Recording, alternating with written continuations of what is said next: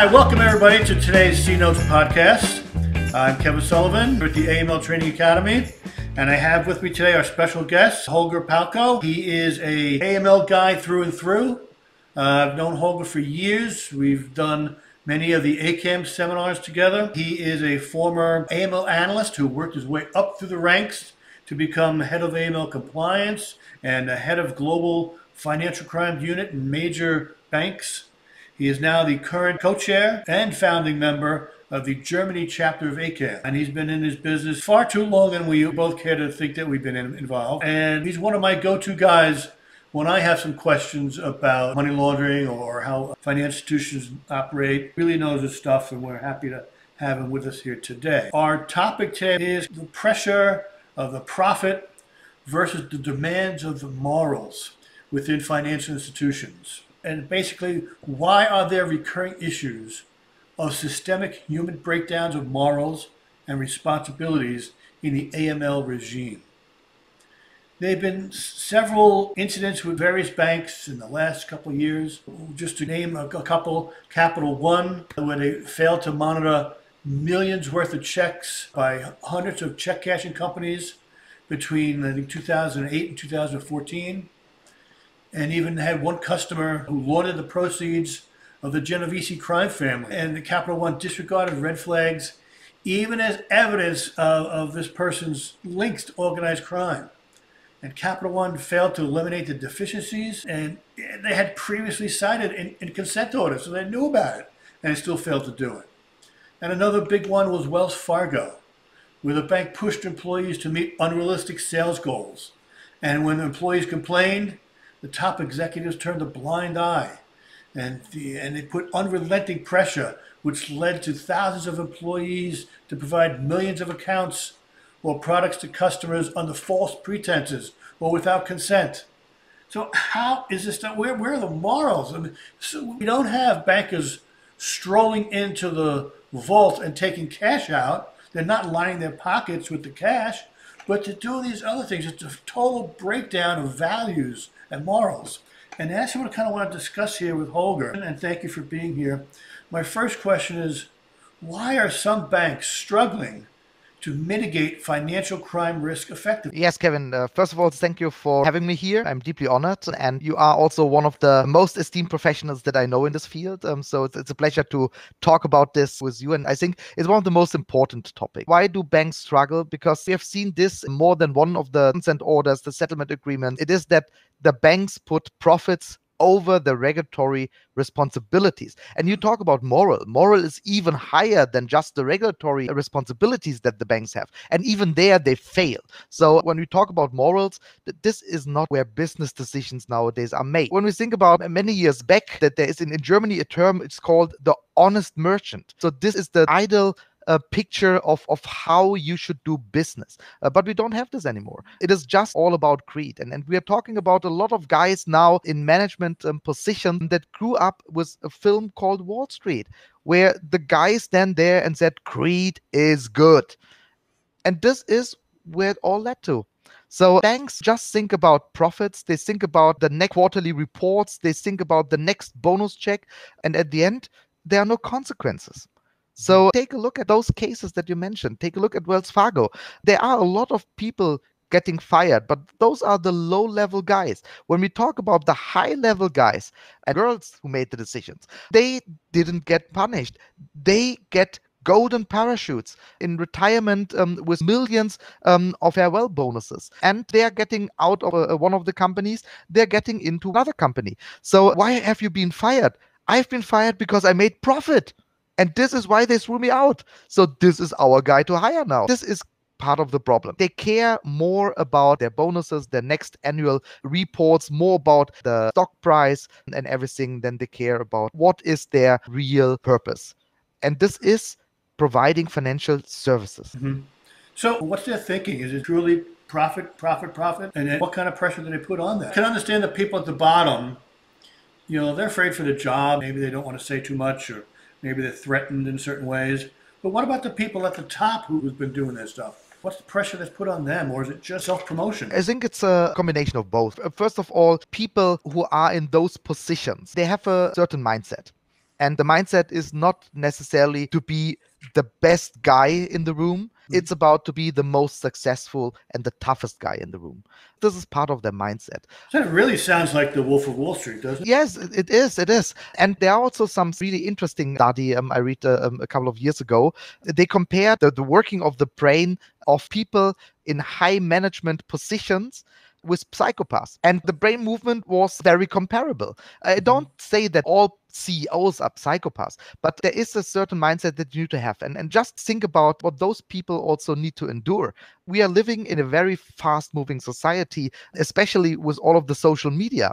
And whatever you say, you will earn a lot of feedback right away. And you're getting pulled through the arena by whatever you say and do. And people just shoot right away in the social media sphere. They say things they would never say in a face-to-face meeting. And those people, they endure it every day. They read it in the newspaper. So you need to have very self-focused mindset that all of this critique is not getting towards you. But it also means that a lot of the things that regulators say or might say is also just assumed to be some critique that don't need to be concerned, because it's just lessen their full potential of success. I want to get to that regulated part in just a second. When I was working in law enforcement and doing a lot of investigation, when we did the white collar investigations, there was always one simple rule. Whenever you dealt with a white collar criminal, whether it was a medical thing or whether it was a financial thing, it was an engineering issue, we always thought that he's the smartest guy in the room, hands down. And they might be very smart at their particular field. If he's a doctor, might be very smart at that. But they're not smart at being a criminal.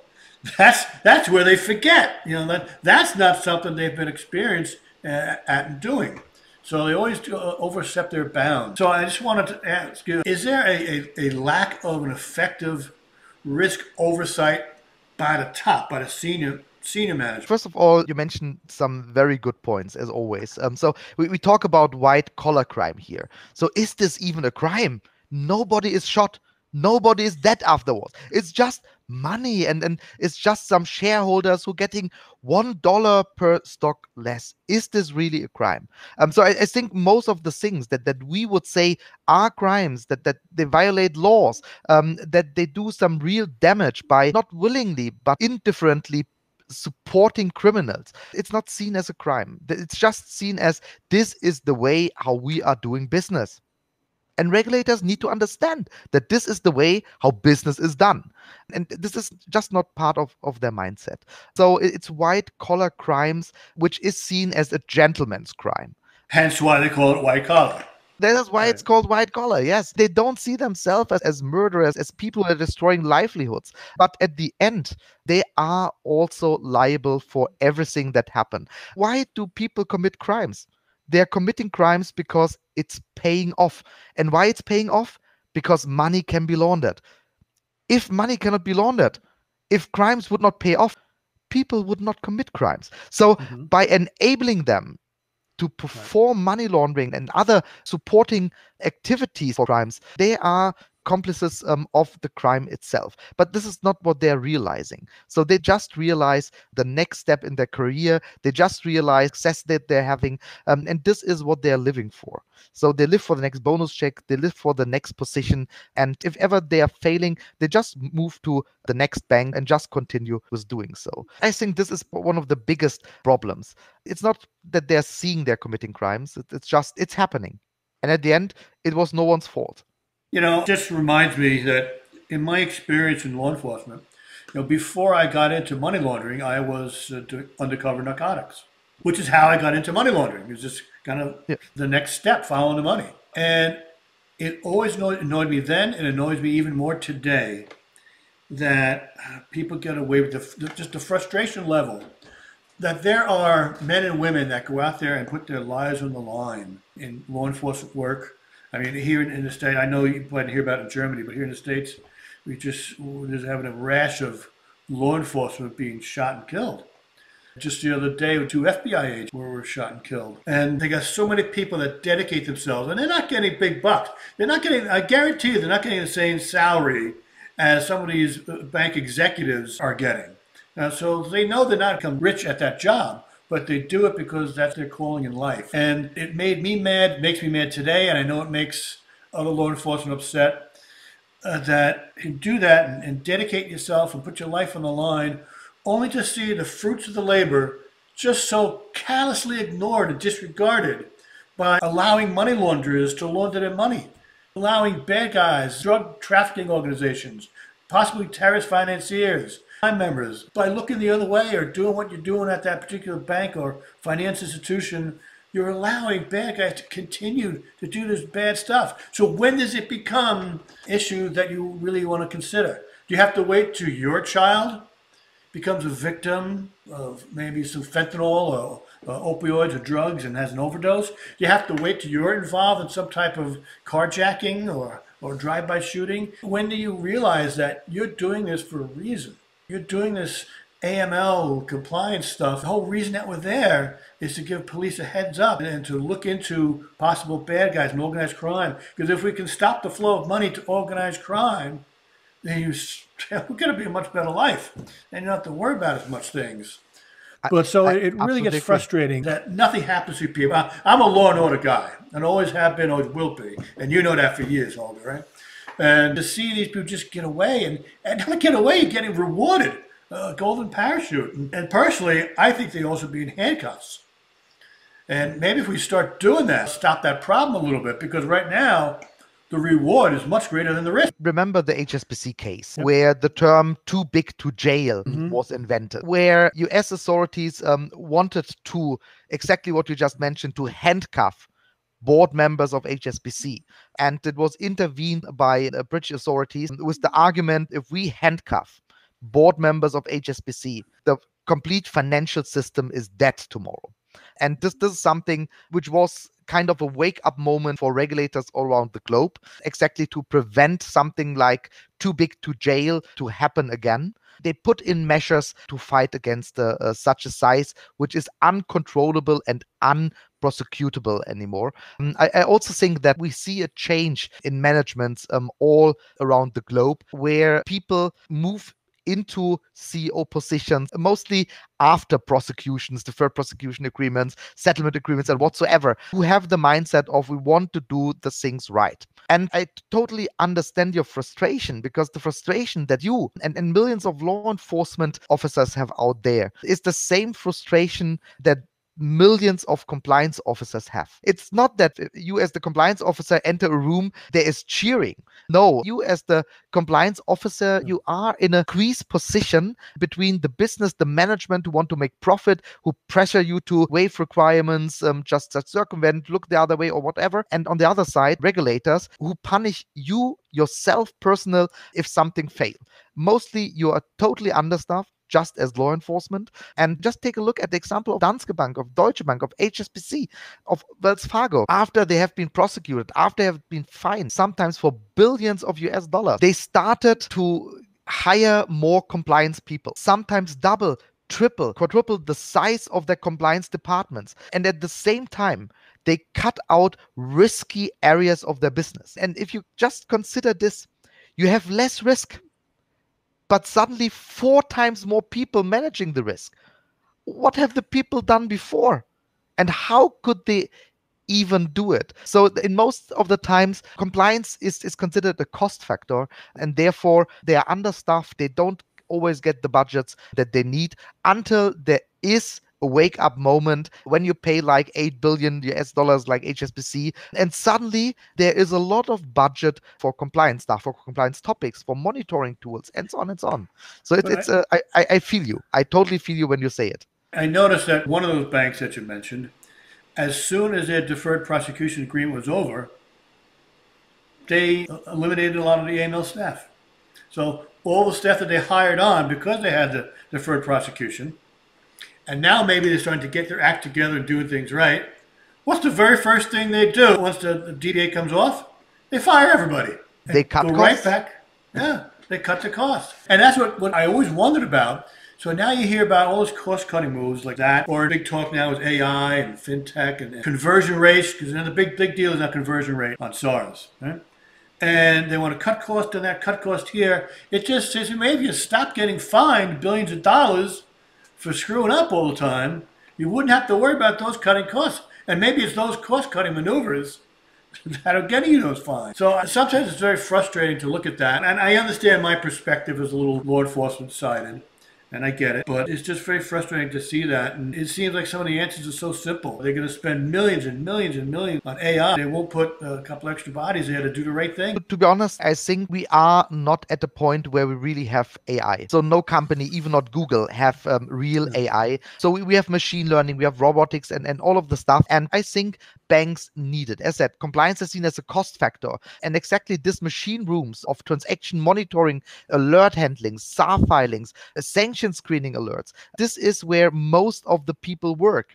And you need to enable these people to do high quality work. You mentioned the conversion rate. What they're currently doing is to work on over 90% unproductive alerts, false positives, just for the waste bin. They're working on very manual processes, getting informations, taking documents, preparing SARs. And I don't think we need less people with all of this robotics and machine learnings and so on. I just think that those people can work on high quality tasks like proper investigations, like deep dives, like risk management, what it all should be about. And you mentioned, why are they doing it only after they're getting fined? As said, it is a business. If there is no downside, you are not investing in. So just think about a coal power plant. Would you invest into filters if there's no need? You just lessen your profits. But as soon as there's a law, as soon as there's a fine, then you think about, okay, maybe it's a good return on investment if I'm investing into this, because then I don't get the fine. But is this not going far enough to just talk about the fines? Always remember, banks only have one product to sell. And a lot of people may say, no, our banks have loans and they have current accounts and whatever. No, it's only one product, and this is trust. Banks are completely built on trust. And if trust is lost, they are also losing money. And just take a look at Danske Bank. There's another bank where there was a total failure of the compliance framework due to business goals that they wanted to achieve, due to profits. And it was said that in the aftermath of the big Danske Bank scandal, they lost 20-30% of their retail customers, one of their most important customer bases. And this is the situation the banks are getting in at a time when profits are going down because they're losing customers. The compliance costs are going up. So this is a downward spiral. And a lot of banks, just think about Wachovia, they fall exactly over this trap. And one also important thing to consider for all of the senior managers, the decision makers, normally they have huge deposits with stocks of the company. And if the scandal like the Danske Bank or like Wells Fargo will break out, also their fortunes is going down. So I think one of the best decisions regulators made in recent years was to limit the ability to pay out bonuses immediately, to pay out stocks immediately, to sell those stocks and so on. Because then if you have a long time interest on a stable financial institution, then compliance and preventing fines and prosecution is also getting higher and higher into your priority list. So there need to be incentives. Also, what's happening nowadays in banks, and I think UBS was one of the front runners with this together with others, they link compliance goals to bonus payments. So one aspect of the bonus is compliance evaluation. So are there controls where this people always turns out red? Does he try to circumvent controls quite frequently? And if compliance is affecting the bonuses, people will also think differently. You and myself, you can talk to us about morals and about doing the right thing. And it's deep in our hearts and souls to do such things. But those people, if you hit them where they feel the pain, and this is their purses, right, then they will also start to comply. And it's all about the return on investment. That's correct. Right. I just want to shift gears just a little bit here and see who else we could point the finger at. So I just noticed that in all the regulator consent orders, they always talk about bank deficiencies. And I always wondered about, well, what happened to the independent reviews? Did these independent reviews pick up on this stuff? And if so, what happened to it? Did they just 86 the whole thing from your experience at some of the the banks that you worked at, if you saw any of that. And does a bad independent review, they throw it out and we'll start fresh with another company? I'm not really sure. But I'm just thinking to myself, how could so many people be oblivious to so many things that are going on? You're hitting exactly the right points. First of all, whenever a scandal like this breaks out, the first thing people ask is, where have the auditors been? Where have the third line of defense been? And where have also all of this independent reviews, all of this external auditors been? Right. Why haven't they seen it?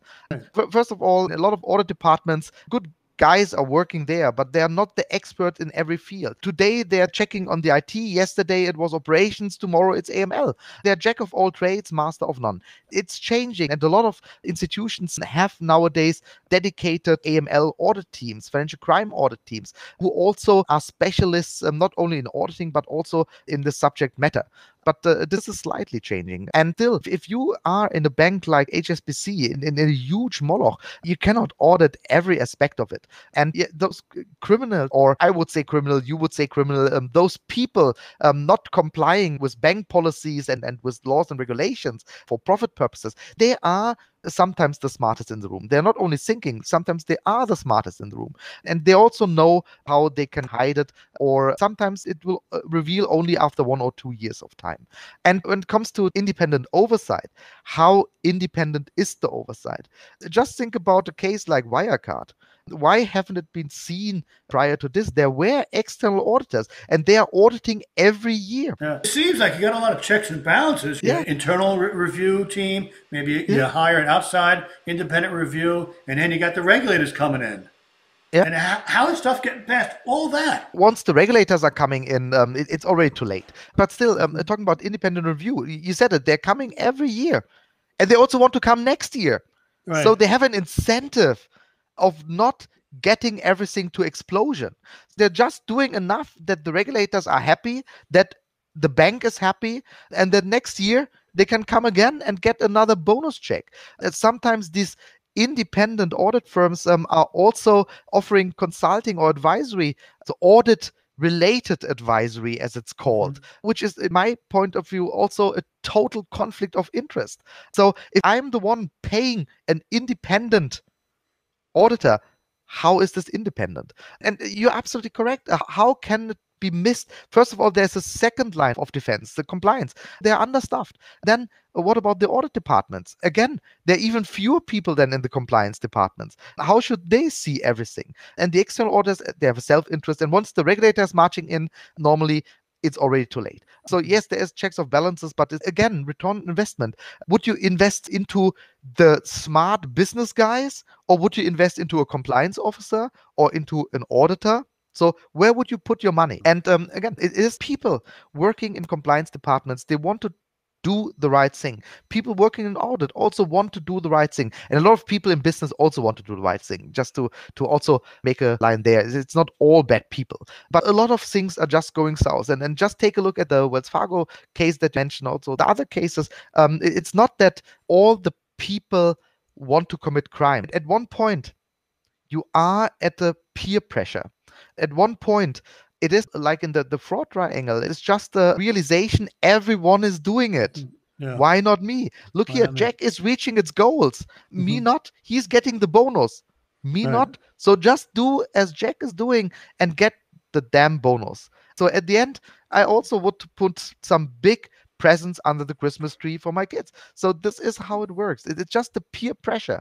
And it's not nice that every week you're being called into your boss and getting shouted at that you don't reach your quotas. At one point, you just say, okay, I need the damn job. And you just go with the flow.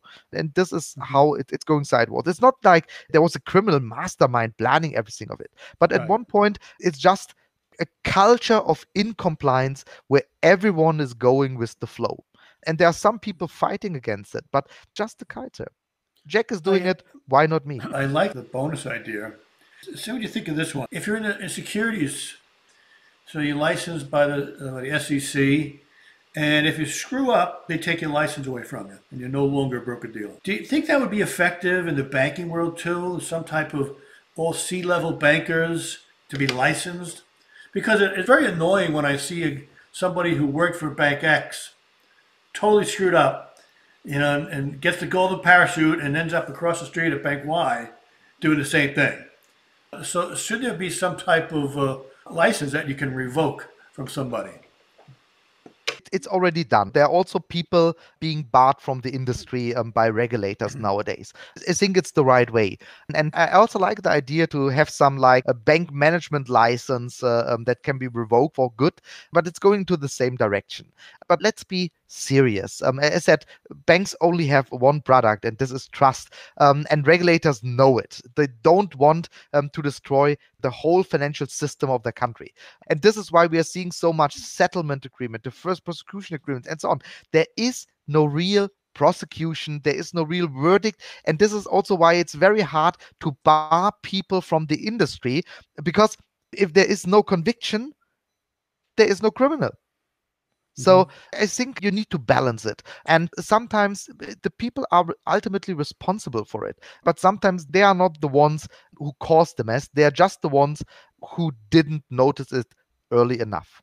This is what regulators also need to take into consideration. So yes, you also need to punish people. And I think it's necessary that we are also targeting individuals. And the whole thing of individual accountability that is getting more and more all around the globe is also the right way. And banks are really good at hiding behind committees. They're hiding behind committees, and whenever something's going south, everyone was at the toilet exactly at this moment when the decision was taken.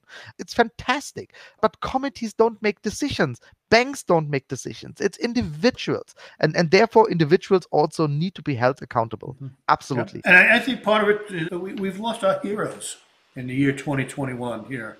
You see the bad guys, and sometimes the bad guys become heroes. And how many people followed that Wolf of Wall Street guy? Yeah, he made a lot of money, and guess what? He's still making money today. I like your idea of just kind of bonusing and rewarding and recognizing the people who do the right thing. Everybody needs a pat on their back every once in a while. We're in a society today where you don't get that. And you said before that you look at the fraud triangle, there's the opportunity right there in front of you. Harry is doing it and he's making profit from it. Why not me too? And we never build up our heroes anymore. In fact, all we do anymore is tear down our heroes. I absolutely agree with you. I've seen films about Pablo Escobar and all the people, but I've not seen one of about Holger, the compliance officer. Well, I understand they got Brad Pitt to play you, though. Oh, yes, absolutely. Yeah. Okay, I'm totally in. I'm totally in. Thought you would say Danny DeVito, but I'm absolutely okay with Brad Pitt. So I don't think we lost the heroes. The heroes are out there. The heroes are people like you, like me, who really believe in it. And the people are out there each day as law enforcement officers, as compliance officers, as auditors, as regulators. We have the heroes. They are just unsung heroes. And we are getting a lot of attention on those people committing the crimes because this is the more thrilling stories. But I think there are still heroes out there. We just need to cheer them a little bit more. Oh, I agree wholeheartedly with that, yeah. All right, other thing I just want to ask, is there anything I haven't asked that you'd want to mention or talk about or have a comment on? I think we can talk about this for the next couple of hours, so my schedule is free, but we covered a lot of points. And the only thing that I really want to highlight, and I hear your frustration that why are we risking our lives out there for a cause where others get the money for? The same is here on my side. Why should I go every day to a bank as a compliance professional, and the people getting praised and cheered are the other guys who I'm having on my table every day? It is frustrating. It is absolutely frustrating. And the important message is still we need to be out there. We need to be those unsung heroes, those who are not cheered, those who are not applauded, because it's the right thing to do. And if people stop doing it, if all of the law enforcement officers lost their hope, all of the compliance officers lost their hope, then the fight is lost. But I don't think the fight is lost as long as people like you, like me, like the people that are just listening to us now are out there as those unsung heroes. We need to keep fighting because it's the right thing to do. Yeah, I'd like to see more of the compliance officers at least get it recognized a little bit more. Instead of yelled at and screamed at for not hitting certain unrealistic goals, maybe getting an attaboy for, hey, good pickup on that case over there. You worked real hard on that one. That was a real can of corn on that one. That's great that you picked that up. I would love to see that. Maybe, I guess, depends upon the supervision, I guess. We can't afford to let our guards down, so we got to keep on fighting the good fight. Absolutely. Well, Holger, thank you for being with us here today. Appreciate that. I know I'll be seeing you well. Ever this COVID thing comes to an end, we'll be running into you somewhere along the way. Waiting for it. Yeah, I know. Again, thank you once again. Appreciate all your efforts. It was a pleasure. Let's talk another time. I think we can cover a lot of other topics and hours. Oh, yeah. I agree. All right. Thank you very much, Holger. And thanks, everybody. This has been the C Notes podcast from the AML Training Academy. And that wraps up this episode of C Notes. Be on the lookout for the next episode of C Notes. And if you'd like to climb aboard this AML ride-along, please subscribe to the C Notes podcast.